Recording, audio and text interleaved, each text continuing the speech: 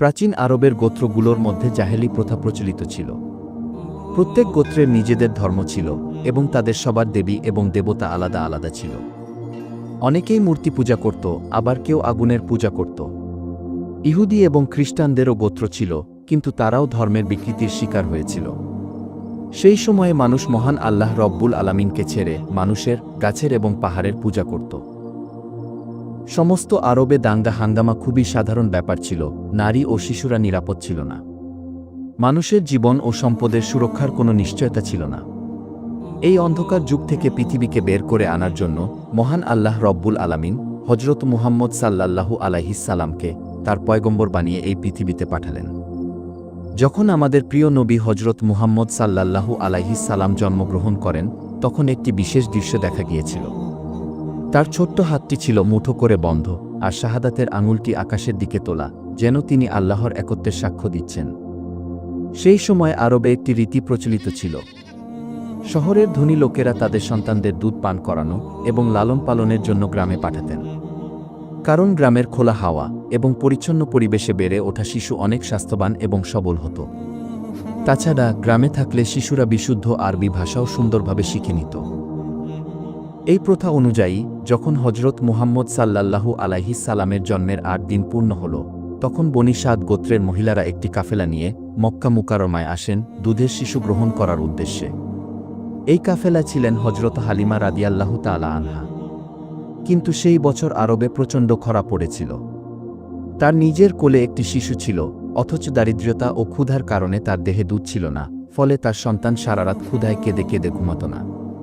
তাদের একমাত্র উটনী ছিল, তাও দুধ শূন্য। আর যেই খচ্চরে হালিমা সোয়ার ছিলেন, সেটি এতই দুর্বল ছিল যে কাফেলার সাথে তাল মেলাতে পারত না।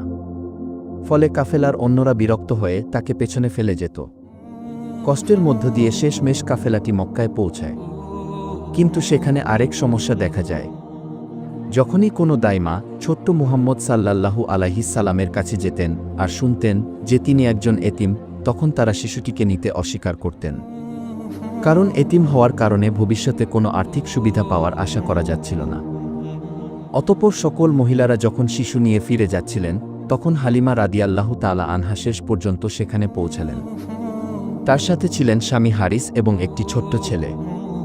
কিন্তু তারও অবস্থা ছিল ভীষণ দুর্বল। ক্ষুধা ও দারিদ্র্যতা এবং অবসাদ তাকে গ্রাস করেছিল, যার কারণে তিনি নিজের শিশুকেও ঠিকমতো দুধ খাওয়াতে পারছিলেন না। তবুও সেই নিরাশার মধ্যেই আল্লাহর রহমতের এক দরজা খুলতে চলেছিল। এদিকে হজরত হালিমা রাদিয়াল্লাহু তাআলা আনহার ভাগ্যের তারা যেন জলমল করে উঠল। আল্লাহর তাকদিরই এমন ছিল যে তার বুকে দুধের অভাব যেন রহমতে পরিণত হল। কারণ যখন তিনি শিশু নিতে বেরিয়েছিলেন, তখন কেউই তাকে নিজের সন্তান দিতে চাইছিল না। সবাই ভেবেছিল, যার নিজের সন্তানই দুধ পাচ্ছে না, সে আবার অন্য শিশুকে কিভাবে দুধ খাওয়াবে। তখন হজরত হালিমা রাদিয়াল্লাহু তাআলা আনহা তার স্বামী হারিস বিন আব্দুল উজ্জাকে বললেন, খালি হাতে ফিরে যাওয়া তো ঠিক হবে না, বরং এই এতিম শিশুটিকেই আমি নিয়ে যাই। তখন তার স্বামীও সম্মত হলেন। বন্ধুরা, হালিমা ছিলেন খুব গরিব ঘরের, তার নিজের জীবন জীবিকায় চলছিল দারিদ্র্যের মধ্যে। তাই তিনি এই ভেবে নিলেন, অন্তত 2 বছর যদি এই অনাথ শিশুটির দেখাশোনা করেন, তবে এর বিনিময়ে কিছু সম্পদ পাওয়া যাবে। এতে তাদের জীবনের কষ্ট কিছুটা হলেও দূর হবে।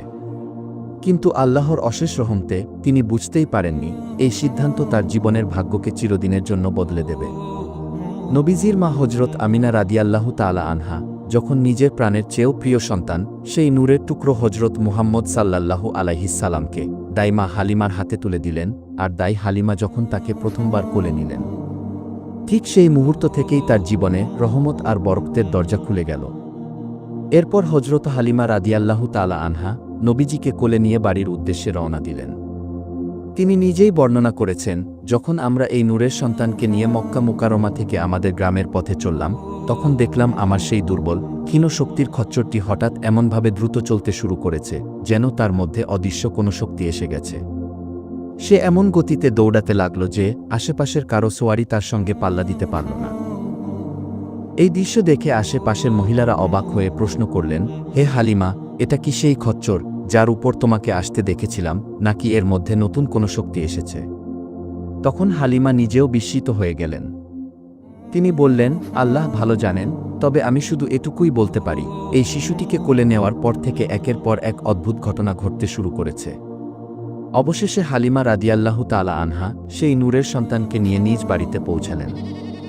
যাকে তিনি নিয়ে এলেন, তিনি শুধু হালিমার ঘরের জন্য নয়, শুধু মক্কার জন্যও নয়, বরং সমগ্র বিশ্ব জগতের জন্য রহমত হয়ে এসেছিলেন। এটা আল্লাহর পক্ষ থেকে এক অশেষ অনুগ্রহ ছিল, যার দ্বারা হালিমার ঘুমন্ত ভাগ্য জেগে উঠল।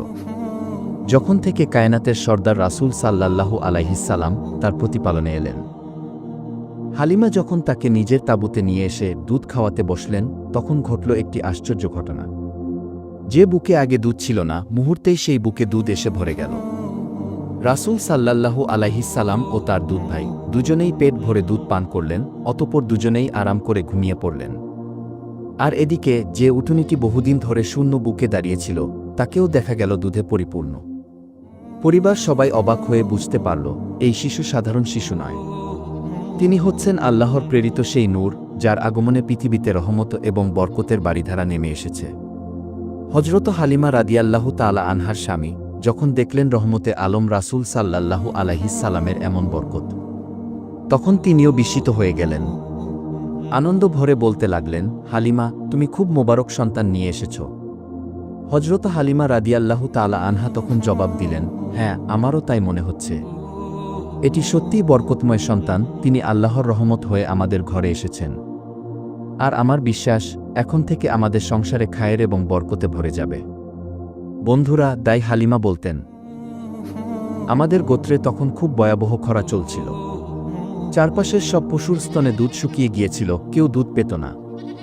কিন্তু আল্লাহর অলৌকিক শক্তি দেখুন, রাসূল সাল্লাল্লাহু আলাইহিস সালামকে আমার ঘরে আনার পরপরই অবস্থা পাল্টে গেল। আমার বকরিগুলোর স্তন দুধে ভরে উঠল। প্রতিদিন তারা যখন চড়তে যেত এবং ফিরে আসত, তখন তাদের স্তন দুধে পূর্ণ থাকত। অথচ গোত্রের আর কোনো পশুর স্তনে তেমন দুধ থাকত না। এতে আমার গোত্রের লোকেরা আশ্চর্য হয়ে গেল। তারা নিজেদের রাখালদের বলল, তোমরা হালিমার পশুর সাথে পশু চড়াও, নিশ্চয়ই কিছু বরকত হবে। রাখালরা তাই করল, সবাই আমার বকরির সাথে নিজেদের পশু চড়াতে লাগল, কিন্তু তবুও কিছুই হল না। তাদের পশু শুকনোই রয়ে গেল। তখনও তারা বুঝতে পারল না যে এটা চারণভূমির কোনো ব্যাপার নয়, বরং রহমতে দোয়ালম সাল্লাল্লাহু আলাইহিস সালামের আগমনের বরকত। হযরত হালিমা রাদিয়াল্লাহু তাআলা আনহা বলেন, আমার স্বামী আর আমি বুঝতে পেরেছিলাম, কিন্তু গোত্রের অন্যরা সেটা ধরতে পারেনি। আমরা প্রতিদিন, প্রতি মুহূর্তে, আমাদের জীবনের প্রতিটি পদে নবীজি সাল্লাল্লাহু আলাইহিস সালামের বরকত অনুভব করছিলাম। আর প্রতি 6 মাস পর আমরা তাকে তার পরিবারের সাথে দেখা করাতে নিয়ে যেতাম। বন্ধুরা, এভাবে দাই হালিমার জীবনে রহমত আর বরকতের ধারা চলতে থাকল। অতঃপর নবীজির 2 বছর পূর্ণ হল। অর্থাৎ শিশুকে দুধ পান করানোর এবং প্রতিপালনের যে চুক্তি হয়েছিল, তার মেয়াদ শেষ হতে চলল। এই 2 বছর সময়ে দাই হালিমা জীবনের প্রতিটি মুহূর্তে খায়ের এবং বরকত দেখেছেন। তাই তার মন চাচ্ছিল না সেই নুরানি শিশুকে তার পরিবারে ফিরিয়ে দিতে। কিন্তু আরবের প্রথা ছিল, 2 বছর পর শিশুকে মায়ের কাছে ফিরিয়ে দিতে হতো। তাই নিয়ম অনুযায়ী তিনি রাসূল সাল্লাল্লাহু আলাইহিস সালামকে নিয়ে মক্কার দিকে যাত্রা করলেন। মক্কায় পৌঁছে হযরত আমিনার কাছে গিয়ে বললেন, আপনার সন্তান সত্যিই বরকতময়। যখন থেকে তিনি আমার কোলে এসেছেন, আমার জীবন বদলে গেছে। প্রতিটি কাজে রহমত আর বরকত নেমে এসেছে। তাই আমার অনুরোধ, আপনি যদি অনুমতি দেন, আমি কিছুদিন আরও তাকে নিজের কাছে রাখতে চাই। হযরত আমিনা প্রথমে কিছুটা দ্বিধায় পড়লেন, কিন্তু দাই হালিমার বারবার অনুরোধের কারণে আর সেই সময়ে মক্কায় ছড়িয়ে থাকা মহামারীর কথা ভেবে অবশেষে রাজি হলেন। বললেন, আচ্ছা, কিছুদিন আরও নিজের কাছে রেখো, তারপর আমাকে দিয়ে যেও। এভাবেই দাই হালিমা রাসূল সাল্লাল্লাহু আলাইহিস সালামকে আবার নিজের সাথে নিয়ে গেলেন। হালিমা বলতেন, আমার মনে হলো 2 বছর যেন চোখের পলকে কেটে গেল। আমি তাকে দুধ খাওয়ানো ছাড়িয়েছি। নবীজির স্বাস্থ্য এত ভালো ছিল, অন্য শিশুদের তুলনায় তিনি ছিলেন অনেক সুন্দর ও বলিষ্ঠ। মাত্র 2 বছরে তাকে বড় এবং শক্তিশালী মনে হতো। তিনি আরও বলেন, আমরা প্রথা অনুযায়ী নবীজিকে তার মায়ের কাছে নিয়ে গেলাম, আর হযরত আমিনা আমাদের সাধ্য অনুযায়ী উপহার দিলেন। বন্ধুরা, এইভাবেই নবী করিম হযরত মুহাম্মদ সাল্লাল্লাহু আলাইহিস সালামের 4 বছর পর্যন্ত দাই হালিমার স্নেহ এবং বরকতের ছায়ে কাটল। যখন প্রিয় নবীজি সাল্লাল্লাহু আলাইহিস সালামের বয়স 4 বছর হল, তখন একদিন তিনি দাই হালিমার ঘরের বাইরে কয়েকজন বাচ্চার সাথে খেলছিলেন। সেই বাচ্চাদের মধ্যে হালিমা ছাদিয়ার এক ছেলে ছিল, যে নবীজির দুধশরিক ভাই ছিল। সবাই মিলে খেলায় মগ্ন, হঠাৎ এমন এক ঘটনা ঘটল, যা ইতিহাসের পাতায় অমর হয়ে আছে। নবীজি হঠাৎ মাটিতে পড়ে গেলেন, আর তার চেহারার রং পরিবর্তন হয়ে গেল। বন্ধুরা, ইতিহাসে বর্ণিত আছে, সেই মুহূর্তেই প্রথমবারের মতো হজরত জিব্রাইল আলাইহিস সালাম এসে উপস্থিত হন। তিনি প্রিয় নবীজিকে মাটিতে শুইয়ে বুক চিরলেন, হৃৎপিণ্ড বের করলেন, তারপর জমজমের পানি দিয়ে ধুয়ে দিলেন। হৃৎপিণ্ডের ভেতর যে ছোট্ট কালো অংশ ছিল, তা সরিয়ে দিয়ে বললেন, আজ থেকে শয়তানের অংশ আপনার থেকে দূর করে দেওয়া হল। এরপর হৃৎপিণ্ডকে আবার যথাস্থানে রেখে দিলেন। এই দৃশ্য দেখে নবীজির সাথে খেলা করা বাচ্চারা ভয় পেয়ে গেল। তারা দৌড়ে গিয়ে দাই হালিমাকে বলল, মুহাম্মদকে কেউ হত্যা করে ফেলেছে। এই কথাটা শুনেই হালিমা ছাদিয়া ভয়ে কাঁপতে লাগলেন। দৌড়াতে দৌড়াতে মনে মনে ভাবলেন, 2 বছর পরেই এই শিশুকে তার মায়ের কাছে দিয়ে দেওয়া উচিত ছিল। এখন আমি উনার মাকে কিভাবে মুখ দেখাব? অস্থির হৃদয়ে তিনি নবীজির কাছে পৌঁছালেন। সেখানে গিয়ে দেখলেন শিশুর শরীরের রং পাল্টে গেছে। কিন্তু কিছুক্ষণ পর নবীজি সুস্থ হয়ে চোখ খুললেন। তখন হালিমার বুকের ভেতর স্বস্তি ফিরে এলো। তবে এই ঘটনার কারণে তিনি আর নবীজিকে কাছে রাখার সাহস করলেন না। অতঃপর তিনি নবীজি সাল্লাল্লাহু আলাইহিস সালামকে মক্কায় নিয়ে গিয়ে তার মা হজরত আমিনার হাতে তুলে দিলেন। এরপর থেকেই নবীজি তার মায়ের কাছে থাকতে শুরু করলেন। এরপর সময় চলতে লাগল। 575 অথবা 576 খ্রিস্টাব্দে যখন নবীজির বয়স 5 থেকে 6 বছরের মধ্যে, তখন তিনি তার মা আমিনা এবং দাদা আব্দুল মুত্তালিবের সাথে মদিনার উদ্দেশ্যে সফরে বের হলেন। এই সফর নবীজির জন্য বিশেষ ছিল, কারণ মদিনায় ছিল তার পিতা হজরত আব্দুল্লাহর কবর এবং দাদা আব্দুল মুত্তালিবের নানা বাড়ি। সেই যুগের সফর মানে দীর্ঘ ভ্রমণ। 1 মাস কিংবা 1.5 মাস ধরে পথ চলতে হতো। নবীজির এই সফর প্রায় 1 মাস স্থায়ী হল। কিন্তু ফেরার পথে ঘটে গেল আরেকটি বেদনাদায়ক ঘটনা। মক্কার দিকে ফেরার সময়ে হজরত আমিনা গুরুতর অসুস্থ হয়ে পড়লেন। অবশেষে তিনি ইন্তেকাল করলেন। মক্কা ও মদিনার মাঝামাঝি আল আবওয়া নামক স্থানে তাকে দাফন করা হল। এভাবে 6 বছর বয়সেই নবীজি মায়ের স্নেহ থেকেও বঞ্চিত হলেন। বন্ধুরা, ভাবুন তো, জন্মের আগেই তার বাবা ইন্তেকাল করেছিলেন, আর 6 বছর বয়সেই মায়ের ছায়াও সরে গেল মাথা থেকে। এ দৃশ্য দেখে দাদা আব্দুল মুত্তালিবের হৃদয় ভেঙে গেল। তিনি অঝরে কাঁদলেন। জীবনের এই নির্মম বাস্তবতায় তিনি বুঝতে পারলেন, এই পৃথিবীতে কেউ চিরকাল বেঁচে থাকে না, একদিন সবাইকেই চলে যেতে হয়। এরপর নবীজির দাদা আব্দুল মুত্তালিব তাকে বুকে জড়িয়ে নিলেন এবং মক্কার দিকে চলতে লাগলেন। মনে মনে কাঁদছিলেন, এই ছোট্ট নিষ্পাপ শিশুটির জীবনে এমন পরীক্ষা বারবার কেন আসে? বন্ধুরা, একটু ভাবুন তো, শৈশবে যে শিশু এতিম হয়ে যায়, যার জীবনে না থাকে মায়ের স্নেহ, না থাকে বাবার ছায়া, কারো মাথায় থাকে কেবলমাত্র দাদার আশ্রয়, আর যদি কোনো এক সময়ে সেই আশ্রয়টুকুও সরে যায়, সেই বাচ্চাদের কেমন কাটে দিনগুলো? আব্দুল মুত্তালিবের ইন্তেকালের পর ঠিক সেই অবস্থাই হল। এরপর নবীজির প্রতিপালনের দায়িত্ব নিলেন তার আপন চাচা আবু তালিব। বন্ধুরা, কল্পনা করুন, যেই শিশুর শৈশবে না আছে মা আর না আছে বাবা, একমাত্র দাদার সান্ত্বনাও শেষ, সেই শিশুর জন্য একজন চাচার স্নেহ কত বড় আশ্রয়। আবু তালিব নবীজিকে গভীর ভালোবাসায় আগলে রাখলেন। যখনই তিনি কোনো সফরে যেতেন, নবীজি সাল্লাল্লাহু আলাইহিস সালামকে সাথে নিতেন। সে যুগের সফর ছিল দীর্ঘ, 1.5 মাস, 2 মাস পর্যন্ত চলত। তাই তিনি চাননি এই নিষ্পাপ অনাথ শিশুটিকে অন্যের ভরসায় রেখে কষ্ট পেতে হোক। এক সময় কুরাইশদের বাণিজ্য কাফেলা নিয়ে আবু তালিব শামের উদ্দেশ্যে রওনা হলেন।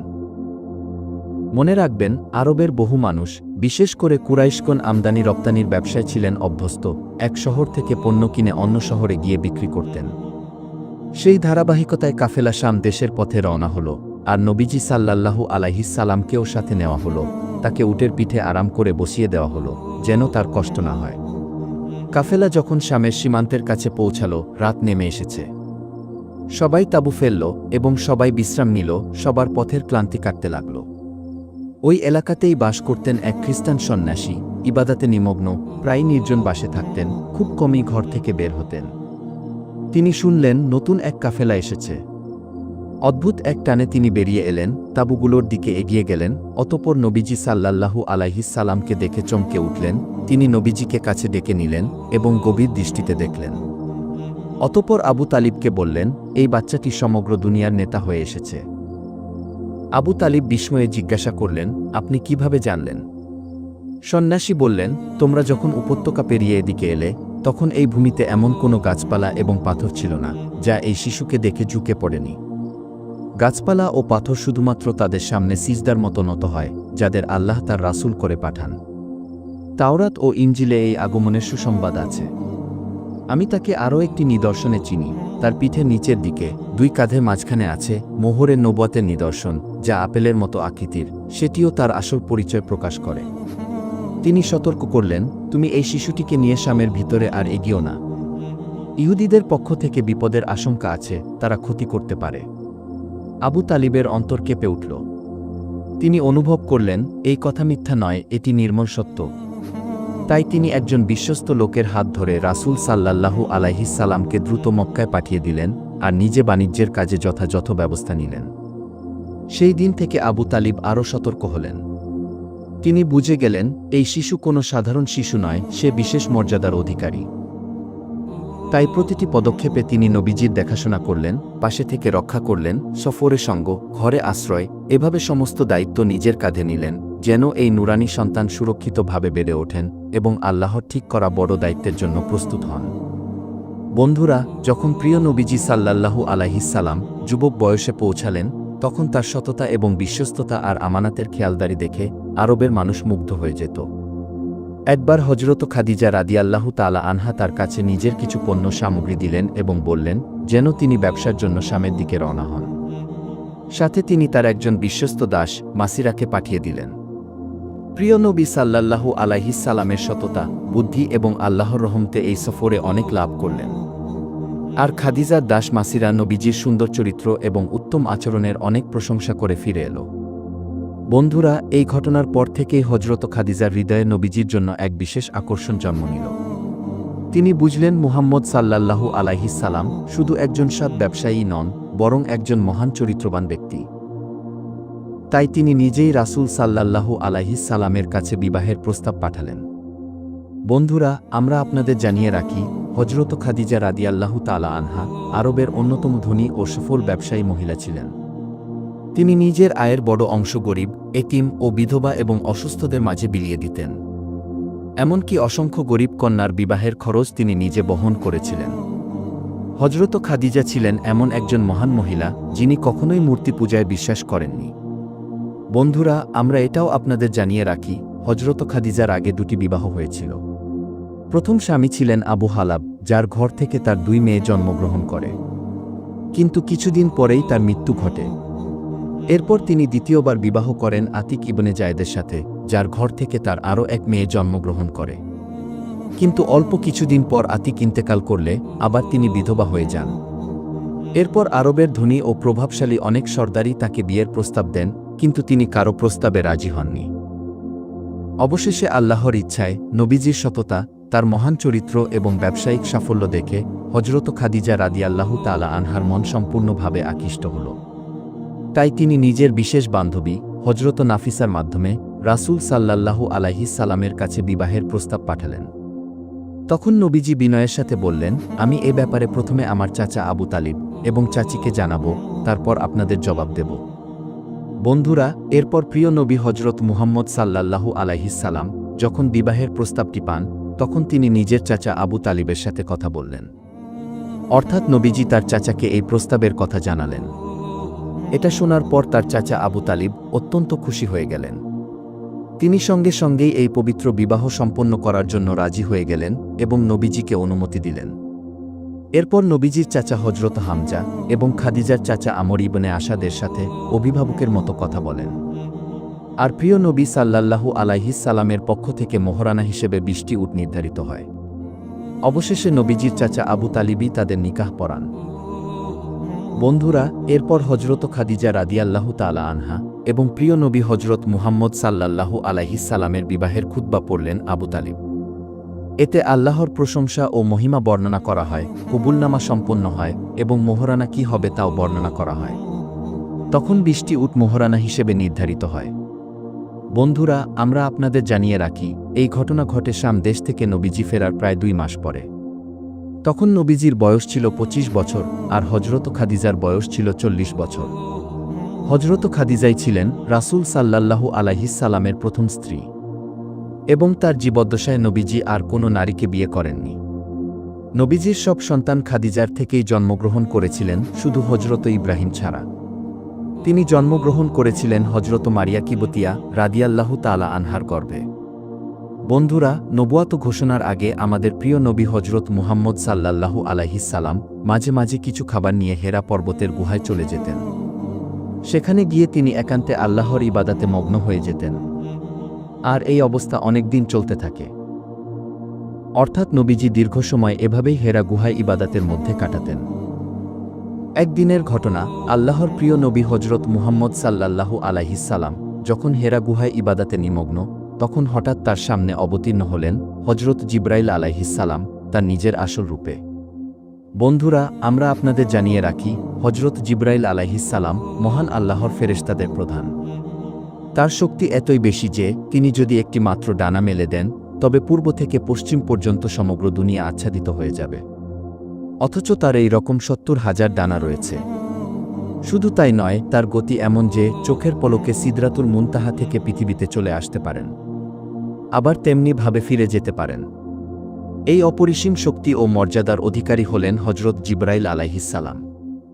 ইতিহাস সাক্ষী, লুতের জাতিকে তিনি এভাবেই উল্টে ধ্বংস করেছিলেন। এই মর্যাদা সম্পন্ন ফেরেশতা হজরত জিবরাইল আলাইহিস সালাম প্রথমবারের মতো নবীজির সামনে এসে বললেন, ইকরা, পড়ো। নবীজি সাল্লাল্লাহু আলাইহিস সালাম তখন জবাব দিলেন, আমি তো পড়তে জানি না। আবার জিবরাইল বললেন, ইকরা, পড়ো। নবীজি আবারও বললেন, আমি পড়তে পারি না। তৃতীয়বারের মতো হজরত জিবরাইল বললেন, ইকরা, পড়ো। নবীজি আবারও একই উত্তর দিলেন। এরপর হজরত জিবরাইল আলাইহিস সালাম আল্লাহর প্রিয় নবীজিকে শক্ত করে বুকে জড়িয়ে ধরলেন। এমনভাবে চেপে ধরলেন যে নবীজির হাত দুটি তার বগলের বাইরে চলে এলো। তিনি এত জোরে চেপে ধরলেন যে প্রিয় নবীজি নিজেই পরবর্তীতে বর্ণনা করেছেন, আমার প্রাণ যেন বের হয়ে যাওয়ার উপক্রম হয়েছিল। তারপর ছেড়ে দিয়ে আবার বললেন, পড়ো, তোমার রবের নামে, যিনি সৃষ্টি করেছেন মানুষকে জমাট বাঁধা রক্তের এক খণ্ড থেকে। পড়ো তোমার প্রভুর নামে, তিনি মহান এবং দয়ালু। তখন রাসূল সাল্লাল্লাহু আলাইহিস সালাম কোরআনের প্রথম আয়াতগুলো তিলাওয়াত করলেন। কিন্তু তিনি ভীষণ ভয় পেয়ে গেলেন। ঘাবড়ে গিয়ে দ্রুত হেরা গুহা থেকে বের হয়ে নিজের বাড়িতে ফিরে এলেন। সেই সময় তার শরীর কাঁপছিল, যেন প্রচণ্ড শীতে মানুষ কাঁপে। নবীজি আতঙ্কিত হয়ে স্ত্রী হজরত খাদিজা রাদিয়াল্লাহু তাআলা আনহাকে বললেন, আমাকে চাদর দিয়ে ঢেকে দাও। তখন হজরত খাদিজা চাদর নিয়ে এলেন এবং নবীজিকে ঢেকে দিলেন, আর নবীজি সেই চাদরের মধ্যে শুয়ে পড়লেন। অতঃপর ভয়ের সেই তীব্রতা কাটতেই রাসূল সাল্লাল্লাহু আলাইহিস সালাম পুরো ঘটনাটা বিস্তারিতভাবে তার প্রিয় স্ত্রী হজরত খাদিজা রাদিয়াল্লাহু তাআলা আনহাকে বলতে লাগলেন। হেরা পর্বতের গুহায় তার সঙ্গে কি ঘটেছে, কে এসে ইকরা পড়তে বলেছেন, কিভাবে বুকে জড়িয়ে ধরেছিলেন, সবকিছুই। রাসূল সাল্লাল্লাহু আলাইহিস সালামের কণ্ঠে যেন তখনও ভয়ের কাঁপন। হজরত খাদিজা রাদিয়াল্লাহু তাআলা আনহা দৃঢ় স্বরে আশ্বস্ত করলেন, এটা কখনোই শয়তানি কিছু হতে পারে না। আপনি গরিবের সাহায্য করেন, এতিমের আশ্রয় দেন, অসহায় মানুষের পাশে দাঁড়ান। আল্লাহ আপনাকে অপমান করতে দেন না, আপনাকে কখনোই বরবাদ হতে দেবেন না। অতঃপর তিনি নবীজি সাল্লাল্লাহু আলাইহিস সালামকে নিয়ে গেলেন নিজের চাচাতো ভাই, জ্ঞানেঘরিমায় সুপরিচিত হজরত ওয়ারাকা ইবনে নফেলের কাছে। শৈশবে তিনি মুশরিক সমাজের ছিলেন, পরে সত্যের সন্ধানে খ্রিস্ট ধর্ম গ্রহণ করেন, তাওরাত ও ইনজিল গভীরভাবে অধ্যয়ন করে মুখস্থ করেছিলেন, অর্থাৎ তিনি ছিলেন সেই সময়ের একজন বড় গ্রন্থবিদ আলেম। বয়সের ভারে তখন তার দৃষ্টিশক্তি ক্ষীণ, তবুও অন্তর্দৃষ্টি ছিল প্রখর। ওয়ারাকা জানতে চাইলেন, কি হয়েছিল। রাসূল সাল্লাল্লাহু আলাইহিস সালাম বললেন, আমি হেরা গুহায় ইবাদাতে ছিলাম। হঠাৎ এক মহামহিম সত্তা সামনে এলেন এবং বললেন, পড়ো। তখন আমি বললাম, আমি তো পড়তে জানি না। তিনি আমাকে শক্ত করে বুকে চেপে ধরলেন, তারপর আমি পাঠ করলাম। এই কথা শুনে ওয়ারাকা ইবনে নফেল বললেন, আল্লাহর কসম করে বলছি, যিনি আপনার কাছে এসেছেন তিনি সেই ফেরেশতা জিবরাইল আলাইহিস সালাম, যিনি হজরত মুসা এবং হজরত ঈসা আলাইহিস সালামের নিকটে নাজিল হতেন। লক্ষণগুলো সবই শেষ নবীর লক্ষণ। তিনি আরও সতর্ক করলেন, শীঘ্রই আপনার কওম আপনাকে শহর থেকে বের করে দিতে চাইবে। ইতিহাসে সত্য উচ্চারণকারীদের এভাবেই পরীক্ষা নেওয়া হয়েছে। যদি আমি সেই সময় পর্যন্ত বেঁচে থাকি, আমি অবশ্যই আপনার পাশে থাকব এবং আপনাকে সমর্থন করব। বন্ধুরা, এখানে একটি কথা মনে রাখুন, ঈমান আনার সৌভাগ্যে প্রথম ছিলেন হজরত খাদিজা রাদিয়াল্লাহু তাআলা আনহা। তিনি সেখানেই কালিমা পাঠ করে রাসূল সাল্লাল্লাহু আলাইহিস সালামের সত্যকে গ্রহণ করলেন। আর ওয়ারাকা, তিনি ছিলেন প্রথম পুরুষ যিনি রাসূল সাল্লাল্লাহু আলাইহিস সালামের দাওয়াতের সত্যতা স্বীকার করলেন এবং নবুয়াতের ঘোষণাকে সমর্থন করলেন। ২৫ বছরের দাম্পত্য জীবনে হযরত খাদিজা রাদিয়াল্লাহু তাআলা আনহা ছিলেন নবীজির সবচেয়ে বড় প্রেরণা, সবচেয়ে অনুগত সহচর। রাসূল সাল্লাল্লাহু আলাইহিস সালাম বলেছেন, খাদিজা দুনিয়ার শ্রেষ্ঠ নারীদের একজন। তার ইন্তেকালের বহু পরে পর্যন্ত রাসূল সাল্লাল্লাহু আলাইহিস সালাম তাকে মনে করতেন। এমনকি খাদিজার সহচরীদের কাছেও উপহার পাঠিয়েছেন ভালোবাসার স্মৃতি হিসেবে। রাসূল সাল্লাল্লাহু আলাইহিস সালামের ৬ জন সন্তানের জননী ছিলেন হযরত খাদিজা রাদিয়াল্লাহু তাআলা আনহা। শুধু হযরত ইব্রাহিম রাদিয়াল্লাহু আনহু জন্মেছেন মারিয়া কিবতিয়া রাদিয়াল্লাহু আনহার গর্ভে। হযরত খাদিজা রাদিয়াল্লাহু তাআলা আনহার কবর মোবারক আজও মক্কার জান্নাতুল মুআল্লা কবরস্থানে রয়েছে। যে বছর তিনি এবং নবীজির আপন চাচা আবু তালিব ইন্তেকাল করেন, রাসূল সাল্লাল্লাহু আলাইহিস সালাম সেই বছরকে ঘোষণা করেছিলেন আমুল হুজন, অর্থাৎ দুঃখের বছর নামে। বন্ধুরা, আজকের অধ্যায় এখানেই সমাপ্ত। ইনশাআল্লাহ পরবর্তী পর্বে আমরা বর্ণনা চালিয়ে যাব। সেই পর্যন্ত অপেক্ষা করে পাশেই থাকুন। আল্লাহ আমাদের সবাইকে সত্যের পথে অটল রাখুন।